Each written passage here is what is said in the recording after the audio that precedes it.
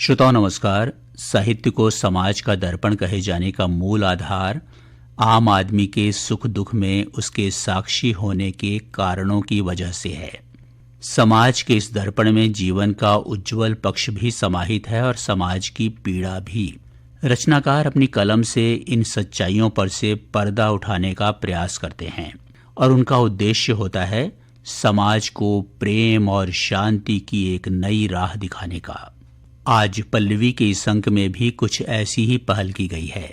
तो आइए सबसे पहले सुनते हैं श्री मनोज कुमार शुक्ला से उनकी कुछ कविताएं।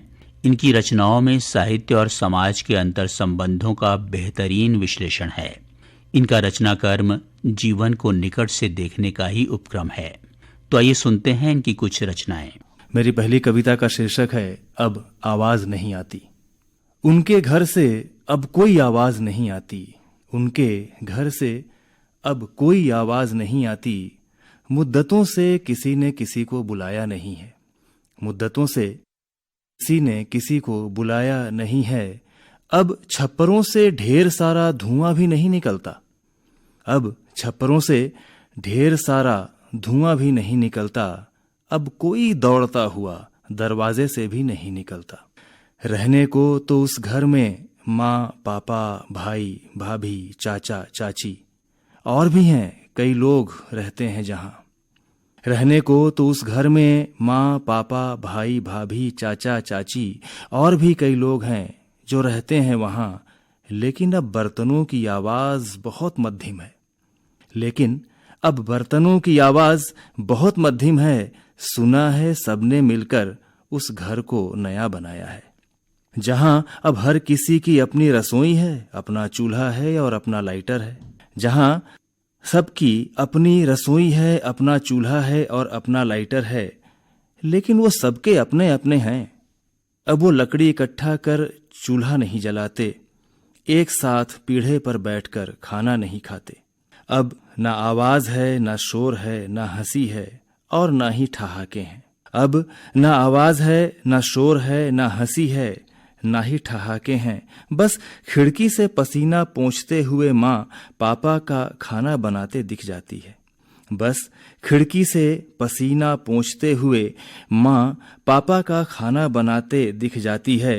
पल्लू संभालते हुए उसके चूड़ियों की ही आवाज सुनाई दे जाती है। कभी कभी कानों में बस पल्लू संभालते हुए उसके चूड़ियों की ही आवाज सुनाई दे जाती है। लेकिन उस घर से अब कोई आवाज नहीं आती, लेकिन अब उस घर से कोई आवाज नहीं आती, उस घर से अब कोई आवाज नहीं आती। मेरी अगली कविता का शीर्षक है गुजरा जमाना। गुजरा जमाना जब आंखों में नींद, दिल में सुकून और लम्हों में खुशी होती थी। गुजरा जमाना जब आंखों में नींद, दिल में सुकून और लम्हों में खुशी होती थी। जज्बात ही अल्फाज थे जो निगाहों से बयां होते थे, जज्बात ही अल्फाज थे जो निगाहों से बयां होते थे। इश्क की हिफाजत में जुबां तहजीब की गुलाम थी, इश्क की हिफाजत में जुबां तहजीब की गुलाम थी। आज न नींद है, न सुकून, न जज्बात और न अल्फाज। अब न सुकून है, न नींद है, न जज्बात, न अल्फाज। तिजारत ने तहजीब को बेआबरू कर दिया, दिल के साथ जिस्म भी सरेआम बिक गया। कहते थे वो लौटकर तेरे दर पर फिर आएंगे, कहते थे वो लौटकर तेरे दर पर फिर आएंगे। हम आज भी वहीं दहलीज पे तकते रहे और जमाना गुजर गया। हम आज भी वहीं दहलीज पे तकते रहे और जमाना गुजर गया। मेरी अगली कविता का शीर्षक है इंतजार। कभी दर पे, कभी दहलीज पे, कभी आंगन पे तो कभी मुंडेर पे। कभी दर पे, कभी दहलीज पे, कभी आंगन पे तो कभी मुंडेर पे खुद को तलाशता हूं मैं। कभी दर पे, कभी दहलीज पे, कभी आंगन पे तो कभी मुंडेर पे खुद को तलाशता हूं मैं। जिस्म के कतरों में जिंदगी तलाशता हूं मैं, जिस्म के कतरों में जिंदगी तलाशता हूं मैं। कुछ उधड़े हुए धागों को फिर सहेजता हूं मैं, कुछ उधड़े हुए धागों को फिर सहेजता हूं मैं। उंगलियों में धागों से धागों को फिर जोड़ता हूं मैं, उंगलियों में धागों से धागों को फिर जोड़ता हूं मैं, लाख कोशिश करूं पर खुद के लगाए गांठ को नहीं मिटा सकता मैं। लाख कोशिश करूं पर खुद से लगाए गांठ को नहीं मिटा सकता हूं मैं। दूर बहुत दूर उकड़ू बैठा, आज भी रेत के टीले में खुद को देखता हूं मैं, पर ठोकर से टीले को नहीं बचा सकता हूं मैं। पर ठोकर से टीले को नहीं बचा सकता हूं मैं। मुट्ठी में धीरे धीरे जिंदगी की रेत को फिसलते देखता हूं मैं। मुट्ठी में धीरे धीरे जिंदगी की रेत को फिसलते देखता हूं मैं। अपलक सूरज को क्षितिज पे ढलते हुए देखता हूं मैं। अपलक सूरज को क्षितिज पे ढलते हुए देखता हूं मैं। वक्त की तमाम ठोकरों और कोशिशों के बावजूद खुद को फिर संभालता हूं मैं। वक्त की तमाम ठोकरों और कोशिशों के बावजूद खुद को संभालता हूं मैं। फिर मुट्ठी भींचकर रेत को पकड़ने की कोशिश करता हूं मैं। फिर मुट्ठी भींचकर रेत को पकड़ने की कोशिश करता हूं मैं। और फिर टीले पे बैठ सूर्योदय का इंतजार करता हूं मैं। कभी दर पे, कभी दहलीज पे, कभी आंगन पे तो कभी मुंडेर पे खुद को तलाशता हूं मैं, खुद को तलाशता हूं मैं। पेश है अगली गजल। हर ख्वाब की तकदीर में मुकम्मल मंजिल नहीं होती। हर ख्वाब की तकदीर में मुकम्मल मंजिल नहीं होती। हर लहद जानिबे मंजिल नहीं होती। हर लहद जानिबे मंजिल नहीं होती। हम सफर की तलाश में गुजरते गए लम्हे दर लम्हे। हम सफर की तलाश में गुजरते गए लम्हे दर लम्हे। हर लम्हों की दहलीज नहीं होती। हर लम्हों की दहलीज नहीं होती। हर दहलीज लांघ जाते हम। हर दहलीज लांघ जाते हम। गर जुबां पे तहजीब की बंदिश नहीं होती। गर जुबां पे तहजीब की बंदिश नहीं होती। सहरा को भी आगोश में ले लेते हम। सहरा को भी आगोश में ले लेते हम। गर फिसलने की फितरत रेत में नहीं होती। गर फिसलने की फितरत रेत में नहीं होती। तू जिंदगी की राह में साथ की गुजारिश न कर। तू जिंदगी की राह में साथ की गुजारिश न कर। हम सफर ना हो तो भी जानिबे मंजिल चल। इश्क की लहद आसान होती तो हर सफर में मोहब्बत के अफसाने होते। इश्क की लहद आसान होती तो हर सफर में मोहब्बत के अफसाने होते। बंदिशें तुझे तोड़नी है तो बंदिशों में ना बंध। बंदिशें तुझे तोड़नी है तो बंदिशों में ना बंध। तेरी राह में अक्स ही हम सफर है, तू मोहब्बत और उम्मीद उसी से कर। तेरी राह में अक्स ही हम सफर है, तू मोहब्बत और उम्मीद उसी से कर। होगा अंधेरा जहां वो भी साथ छोड़ेगा तेरा। होगा अंधेरा जहां वो भी साथ छोड़ेगा तेरा। पर तू रोशनी के वजूद पे सवालात ना कर। बस कदम दर कदम चलते रह। उम्मीद को जिंदा रख। दिल में कभी ना अरमानों को मरने दे। ना अल्फाज को दफन कर। इश्क किया तो हौसला भी रख। जिंदगी की राह में उसका हाथ थाम के चलते रहने का इरादा जिंदा रख। उसके हाथ को थाम कर जिंदगी के राह में चलते रहने का इरादे को जिंदा रख। मेरी अगली कविता का शीर्षक है बेटी। बेटी तू मंजिल है इस कायनात की, खुशियां तेरे साथ ही खुश हैं। बेटी तू मंजिल है इस कायनात की, खुशियां तेरे साथ ही खुश हैं। दुनिया सिमटी तेरे दामन में, हर खुशी बांट दी तूने इस मंजर में। दुनिया सिमटी तेरे दामन में, हर खुशी बांट दी तूने इस मंजर में। तेरा होना ही मुकम्मल वजूद है, तेरा रहना ही मिसाल है रब का। तू हर खुशी का आगाज है, तू ही कबूल हुई दुआ है। तू हर खुशी का आगाज है, तू ही कबूल हुई दुआ है। तेरे बिना नामुमकिन है इस दुनिया का कायम रहना। तेरे हाथों में जीवन की डोर है, तू ही निशा तू ही भोर है। तेरे बिना नामुमकिन है इस दुनिया का कायम रहना। तेरे हाथों में जीवन की डोर है, तू ही निशा तू ही भोर है। तू ही आन तू ही अभिमान है, तू ही मान और तू ही शान है। तू ही सागर तू ही सेहरा, तू ही खुश नसीबी का चेहरा। तू ही आन है, तू ही अभिमान है, तू ही मान तू ही शान है। तू ही सागर, तू ही सहरा, तू ही खुशनसीबी का चेहरा, तू ही रोशनी है, तू ही आफताब है। बेटी, तू ही रोशनी है, तू ही आफताब है, तू है तो हर कोशिश कामयाब है, तू है तो हर कोशिश कामयाब है, तू है तो हर तरफ, हर कहीं, हर जगह, हर किसी की पूछ है, तू है तो हर जगह, हर तरफ, हर कहीं, हर किसी की पूछ है। तुझसे ही माँ, तुझसे ही माँ, तुझसे ही बहन, तुझसे ही हर रिश्तों की शान है। तू है बेटी तो सब कुछ है, तू है बेटी तो सब कुछ है, तू है बेटी तो सब कुछ है। ये थी कवि मनोज कुमार शुक्ला की कुछ रचनाएं। इनकी कविताओं का प्रवाह हमें ले आया है वयोवृद्ध कहानीकार श्री परमानंद वर्मा की किस्सा गोई के निकट। इनकी कहानी में छत्तीसगढ़ अंचल के ग्रामीण परिवेश की सौंधी सौंधी महक है, जिसमें घुली मिली है बीते दौर की जीवटता। उसी अतीत की यात्रा में शामिल होते हुए सुनिए श्री परमानंद वर्मा की कहानी बाजीगरों की सवारी। कौन सा ऐसा धन यहाँ नहीं था जिसकी कमी महसूस की गई हो। हाँ, अगर किसी धन की कमी रही तो वह है गज धन की।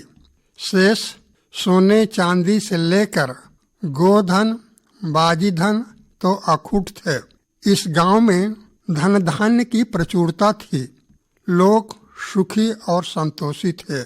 महाजनों का जीवन बादशाहों जैसा रहा। उन दिनों यहाँ घुड़सवारी देखते ही बनती थी। नवाबजादे और प्यादे भी घुड़सवारी के शौकीन हुआ करते थे। दूर दूर से सौदागर घोड़े लेकर आया करते थे। दाम चाहे जितना भी हो, घोड़े कहीं पसंद आ गए तो सौदा पक्का हो जाता था। कोई भी बाड़े ऐसे नहीं थे जिसके द्वार पर घोड़ा न बंधा हुआ होता हो। घुड़सवारी के शौकीन जोगीराम नायक और उसका दरोगा बेदूराव घोड़ों की हर चाल, फन और ऐब के पारखी और जानकार थे। उसकी आंख, कान, नाक, पैरों और पीठ की अच्छी तरह जांच परख करते, जिस तरह बर्तनों को खरीदने के पहले ठोक बजाकर लोग किया करते हैं। किसी को अगर घोड़ा खरीदना होता था तब इन दोनों की सलाह मशविरा लेना वे नहीं भूलते थे, क्योंकि इन जानवरों की हर बारीकियों के वे विशेषज्ञ माने जाते थे। माँ इन महान भावों की अनेक विशेषताओं का बखान करते हुए घोड़ों के बारे में बता रही थी।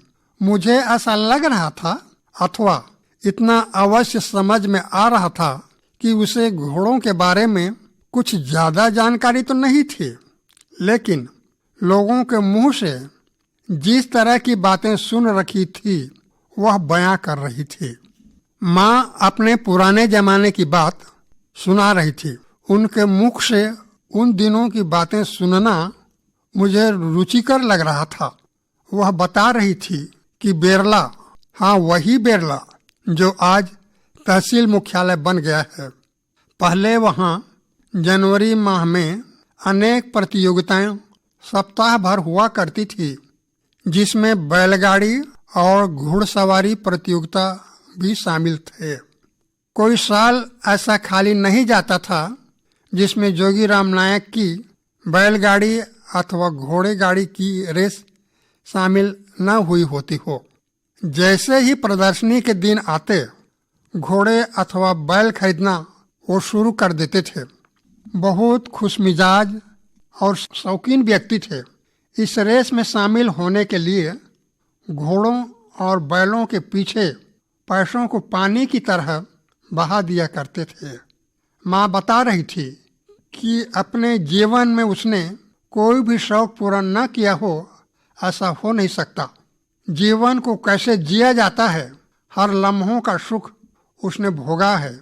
इसी इच्छाओं और वासनाओं की पूर्ति में उसकी पूरी पूंजी बर्बाद हो गई, वरना आदमी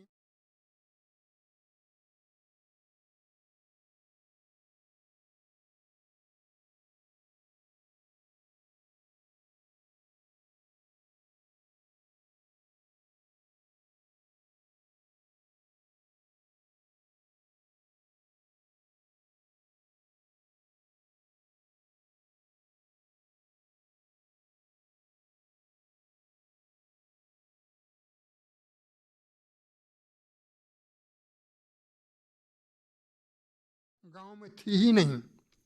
उबड़ खाबड़ रास्तों से दौड़ रही गाड़ियों के कारण धूलों का गुबार आसमान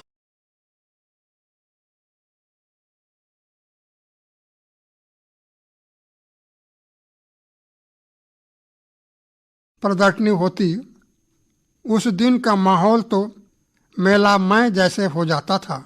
ब्लॉक भर हजारों लोग इस प्रदर्शनी को देखने के लिए जुट जाते थे। रेस में कदाचित जोगीराम पराजित हो जाते थे तो उसका चेहरा देखने लायक रहता था। गुस्से से भरे होने के कारण तब लोग उनके करीब जाने में कतराते थे। दूसरे तीसरे दिन रेस में पराजित इन घोड़ों और बैलों का सौदा कर देते थे। हारे हुए जुआड़ी और रेस में पराजित जानवरों को देखना वो पसंद नहीं करते थे। बड़े जिद्दी किस्म के व्यक्ति थे। माँ मुख से अपने गांव का विख्यात इतिहास मुझे सुना रहा था। मन पुलकित हो रहा था। पुराने दिनों का कथायन सुनकर अच्छा भी लग रहा था। अपना घर, परिवार, गांव, जन्मभूमि और देश भला किसे प्यारा नहीं लगता है। स्वर्ग से भी बढ़कर होती है इसकी सुखानुभूति। इसी गांव में और इसी परिवार से जुड़ा एक ऐसा भी युवक था जो शरीर से थोड़ा अपंग तो था, लेकिन उसने ऐसा कार्य कर दिखाया जो पूरी तरह से स्वस्थ होने के बावजूद भी बड़े बड़े व्यक्ति भी नहीं कर सकते हैं। गांव और उसके परिवार को नाज है इस होनहार, प्रतिभाशाली और कुबेर जैसा भाग्य लेकर पैदा हुए संतान पर, जो आज भी दूसरों के लिए प्रेरणा के पात्र बन गए हैं। इसे भी घुड़सवारी का बहुत शौक था। जब घुड़सवारी पर निकलते तो उसे देखकर ऐसा नहीं लगता था कि कोई अपंग व्यक्ति घोड़े पर सवार है और हवा से बातें कर रहे हैं। देखने वालों की रूह कांप जाती थी। अब गिरा कि तब गिरा जैसी स्थिति हो जाती थी, लेकिन लगाम, वेग और चाल पर ऐसा संतुलन व तालमेल बनाए रखते थे कि कभी कोई अनहोनी नहीं हुई। घर के उसके परिजनों ने कई बार उसे चेतावनी व हिदायत भी दे रखी थी, इसका कभी उस पर कोई प्रभाव नहीं पड़ा। इसी प्रकार की तेज घुड़सवारी उसके छोटे भाई फाल्गो और सुरेंद्र भी करते थे। 2-3 मील तक जब तक घुड़सवारी कर नहीं लेते थे, वे चैन की सांस नहीं लेते थे। घोड़ों को इस प्रकार दौड़ाना, उस पर सवारी करना उनका नित्य का कार्य था। कहा जाता है, बिना लड़े सिपाही भड़कता है और बिना दौड़े घोड़ा। दौड़ाने के बाद घोड़े की थकावट दूर हो जाती है। रेस पर ले जाने से पूर्व उसकी अच्छी मालिश भी की जाती थी। आहार के रूप में उसे चना खिलाया जाता था। उसकी देखभाल के लिए अलग से नौकर रखा जाता था, वही इसकी देखभाल करता था। लेकिन जिस प्रकार की घुड़सवारी करते दाऊ कल्याण सिंह को देखा है, अब तक कोई ऐसा घुड़सवार नजर नहीं आया। यह शख्स शरीर से भले ही कमजोर रहा, लेकिन मानसिक रूप से चुस्त दुरुस्त था। जब तक जिया अविवाहित रहा, कुशाग्र बुद्धि के थे। परिवार बड़ा होने और अकाल ने घर की आर्थिक स्थिति को जर्जर कर दिया था। इस संकट से उबरने के लिए लक्ष्मण की तरह वे आगे आए। जिस साहस और निर्भयता से संकटों को दरकिनार किया, उसे देखकर लोग दांतों तले उंगली दबाने लगे। आर्थिक विपत्ति की लड़ाई उसने अकेले बुद्धि और बाहुबल से लड़ी और देखते ही देखते लोग उनके मुरीद हो गए। जो हाथ कभी याचना के लिए उठा करते थे, वही हाथ दाता के रूप में परिणित हो गया। अकाल का जबरदस्त प्रकोप था उस समय। साहूकारी चरम सीमा पर थी। घर में एक भाई को छोड़ और दूसरा कोई कमाने वाला नहीं था। कभी संपन्न था, 10-10 नौकर चाकर काम करते थे, लेकिन समय ने कब किसको बख्शा है। दाऊ कल्याण सिंह की युक्ति से घर परिवार पहले की तरह गुलजार हो गया। छोटी सी पूंजी से शुरू की गई दुकान ने कमाल कर दिखाया। धीरे धीरे उसके पुराने दिन देख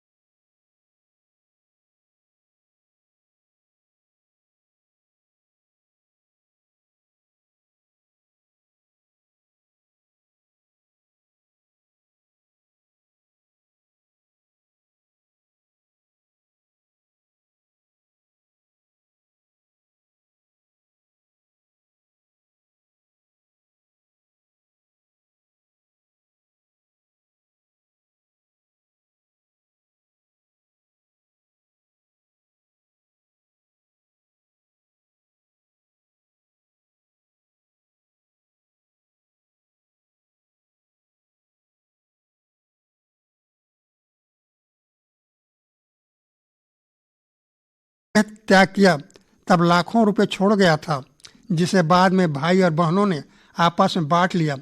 बहुत कम लोग ऐसे मिलते हैं जो अपंग होकर परिवार का अकेला पालन पोषण करते होंगे। गुजरे जमाने की याद को ताज़ा करती कहानी बाजीगरों की सवारी अभी आपने सुनी। वयोवृद्ध कहानीकार श्री परमानंद वर्मा ने इस कहानी के माध्यम से ग्रामीण परिवेश की सरलता, सहजता और त्याग को दर्शाने का प्रयास किया है, जिसका प्रभाव मनस्पटल पर अपनी छाप छोड़ता है।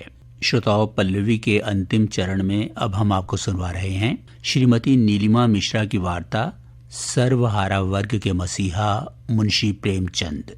सर्वहारा वर्ग के पीड़ितों पर होने वाले अन्याय के खिलाफ लिखने वाले लेखक यानी साहित्य जगत के एक सशक्त हस्ताक्षर। मुंशी प्रेमचंद के हिंदी साहित्य में दिए योगदान को देखते हुए इन्हें भारतीय साहित्य का ध्रुव तारा माना जाता है।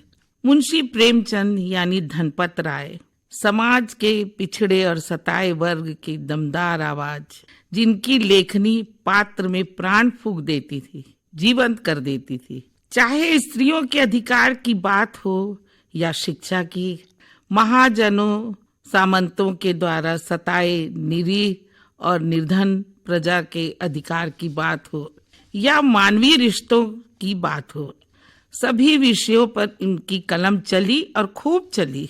सामाजिक व्यवस्था, विधवा विवाह के लिए भी उन्होंने आवाजें उठाई।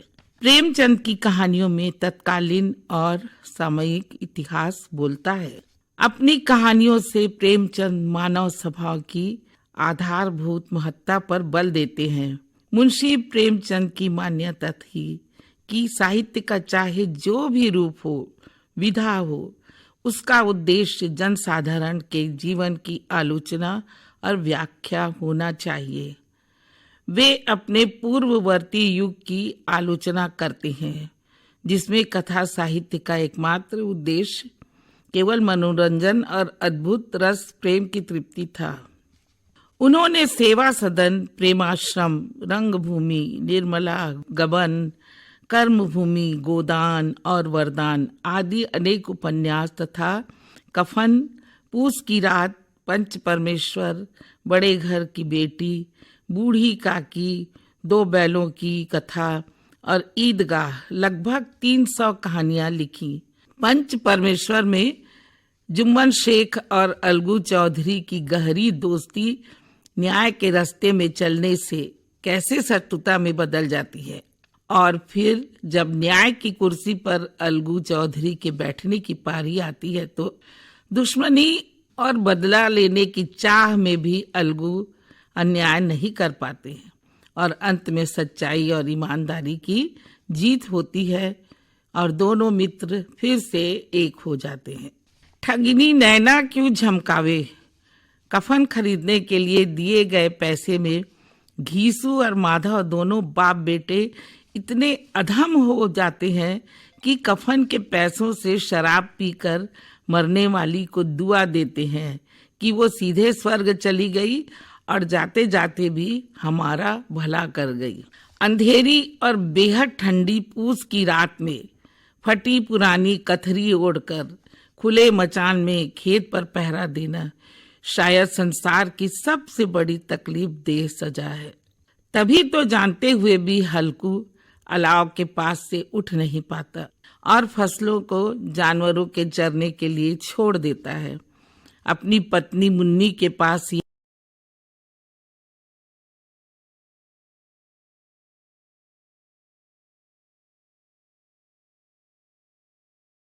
जब तक मन है झूमे ला धल्ले थे।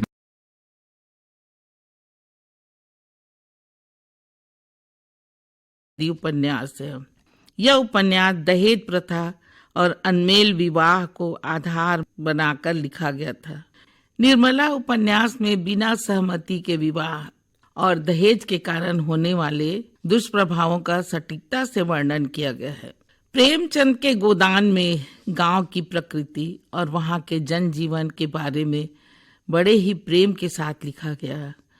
गोदान का चित्रण ऐसा है कि उसमें आत्मीयता और तल्लीनता दोनों का बेजोड़ संगम है। बूढ़ी काकी मुंशी प्रेमचंद की बेहद मर्मस्पर्शी कहानी, बहुधा मानवीय रिश्ते जो पहले दया करुणा के भाव से उत्पन्न होते हैं, पता नहीं क्यों शनय शनय उन रिश्तों पर निज स्वार्थ और निष्ठुरता का कपट भरा रंग चढ़ने लगता है। वो इस कदर निर्मम हो जाता है कि उस पर लोकापवाद, मानवता, रिश्तों की मर्यादा किसी का लिहाज नहीं करता है। इस कहानी को पढ़कर निशब्द हूँ प्रेमचंद्र की लेखनी के लिए। मानव चरित्र को उन्होंने कितनी बारीकी से उधेड़ा है। नमक का दारोगा, इसमें एक ईमानदार नमक निरीक्षक की कहानी को बताया गया है।